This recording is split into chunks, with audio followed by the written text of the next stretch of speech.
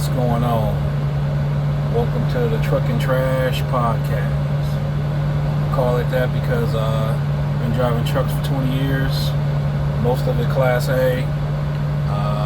Took a small break from trucking. I was working in the parking enforcement and got a city job, and then I ended up transferring from parking enforcement to our sanitation department because I miss driving. Ain't nothing like being out there. But I saw something online and I said, you know what, I'm gonna start making videos and posting them, and it made me think of something, man, because I feel bad for the people that work for the big companies, the over-the-road companies. And I saw a lady online who, she had been driving for some years because I've seen her videos, and I guess the company that she worked for, she liked it for the most part, but she was having issues with her truck, and she took it in to have it repaired, and they wanted her to, after the truck got fixed, they was ready to send her out. She wasn't ready to go yet, so she was talking to her dispatcher, trying to get him to, or her, whoever it was, to the dispatcher later, at a later time. So she get into a disagreement, or an argument with the dispatcher. It got so heated that she decided to put in her 2-week notice right then and there. And what happened right after that, instead of honoring her 2-week notice, they cut her loose right then and there and gave her so much amount of time to get her stuff out their truck and exit the premises that day. They even logged onto the computer on the truck and fixed it to where she really couldn't drive it no more than about 2 miles per hour, she said. So in essence, she was just stuck. She said she didn't really have a way home, and she pretty much felt like they hung her out to dry for the most part.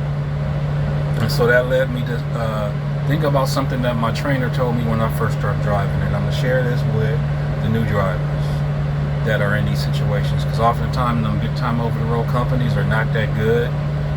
They're kind of stepping stone companies.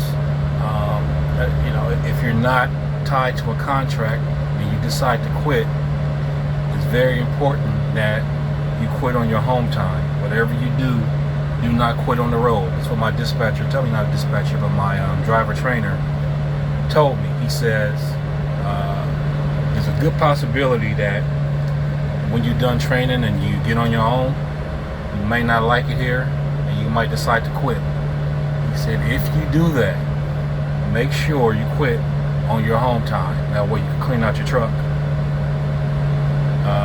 because they're going to do exactly what they did to the lady there, the lady driver. They left her, basically kicked her out the truck and told her to, she's on her own. He said they're going to do that. They're going to cut you loose, and you're going to be on your own. You're going to have to find your way home. They're not getting you a bus ticket, a plane ticket, none of that. And you better get all your stuff out their truck. And I actually had a chance to see that play out when I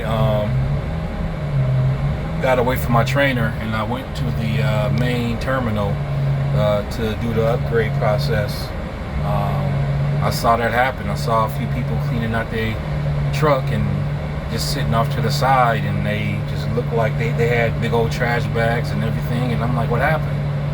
And they said, they were cut loose and they had to find their way home. So I found myself in that situation, not where I cut loose, but not to where I was cut loose, but I did just like what my trainer said. Once I decided to quit, I did so on my home time. I cleaned out the truck. Now I almost made a mistake. I cleaned out my truck. I called the. In fact, no, it went like this. I was home for a while and I was contemplating leaving because I really wasn't making no money out there.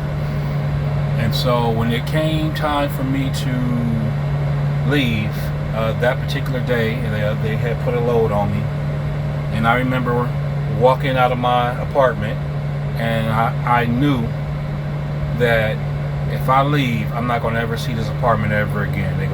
I'm not going to have enough to pay the rent. They're not going to get me home to clean up my apartment, and I'm going to lose everything or whatever. So I said, if I'm going to lose everything, I'd rather stay home fighting and, figure something else out. So I went in there, I went back inside, called my driver manager, told him, hey man, this ain't working. And he understood. He was like, yeah, I get it. And I told him, I was like, hey man, you guys come get the truck from my address because I don't have a way back. He said, hey man, listen. He says, I know you're gonna quit, and I understand, but he said you need to get that truck to the terminal.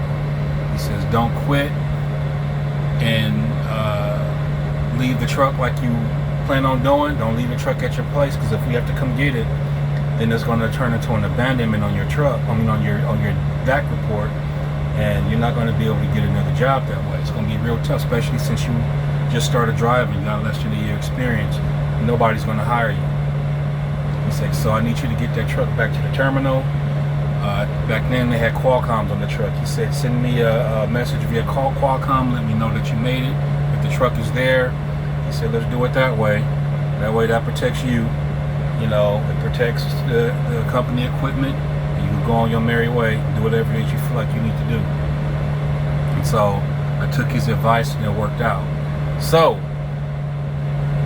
if you find yourself in a position where you with one of them companies and you want to quit, do not quit while you out on the road. Don't quit while you under a load. And if you do quit, you need to make sure that you have a way back home. It was suggested back then to always try to keep a one-way open bus ticket or plane ticket in case something like that happens. Or if you're only do it where somebody can come get you. But you also, in addition to quitting, you need to protect the company equipment. All right, because that's going to help you get another job.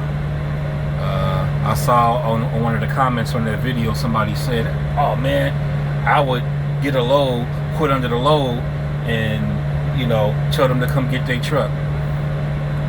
You do not want to do that. Do not quit under a load and tell them to come get the truck.